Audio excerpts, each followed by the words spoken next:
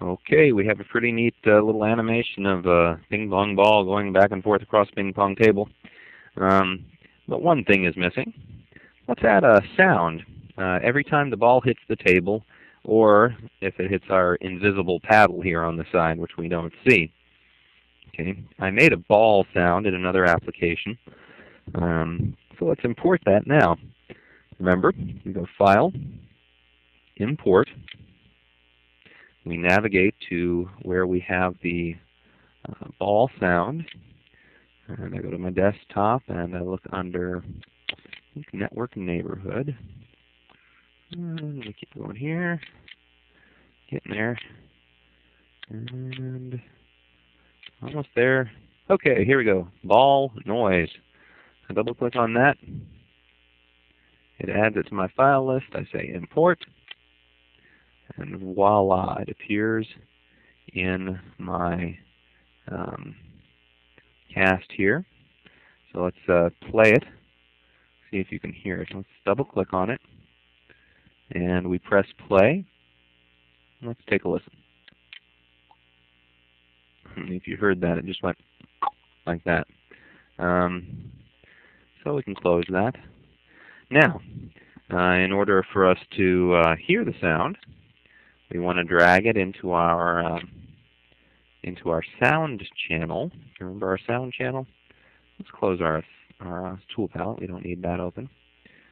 Let's open up our effects channels. There's our sound channel. That's where we add our sounds. I want to change the default sprite span, because right now it's just 1, and that's not really long enough to hear our noise. So we go to File, Preferences, Sprite, File, Preferences, Sprite. We change this to, I don't know, I'm going to say 10. Okay, I want it to go for 10 frames now. So I say OK, and I scroll back. Okay, here's the ball hitting the paddle. I want a noise right there, so I drag my cast member into the sound channel. All right. The next thing that I see is going to be the ball hitting the table. I want a sound there, so I drag the sound there. Let's just stop this for a second so that you can actually hear it. All right, I'm going to rewind and play. And let's move this down out of the way. And let's move our microphone so you can hear this.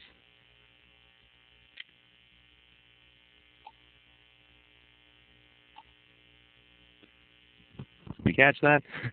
Basically, it went pop when we hit the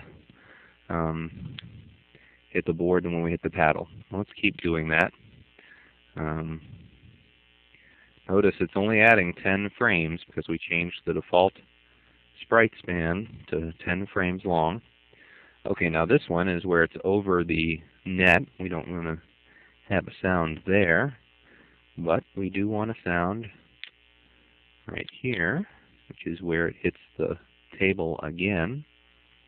So we drag our sound cast member into that first sound channel. And we have one last one here. And we drag our sound into it there. Okay, now it's going back in the other direction. So we can drag our sound up here to our next spot where it hits the table, going in the other direction. And let's see. Here it's over the net. You can see that by selecting it there. It's over the net. Okay, so the next keyframe is going to be where it hits the table, going the other direction. We put our sound there. And we have one last sound. And actually, let's not even have that sound because that's where it hits on the other side, and it's just going to stop there. Okay. Now, if we scroll down, or move our window down, sorry, and we press rewind, and we play our movie, we can hear it. So let's try it now.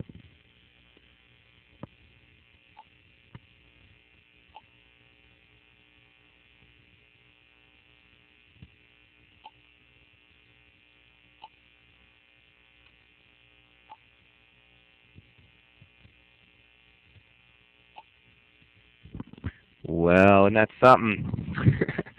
Okay, so we've added a sound effect. Pretty cool.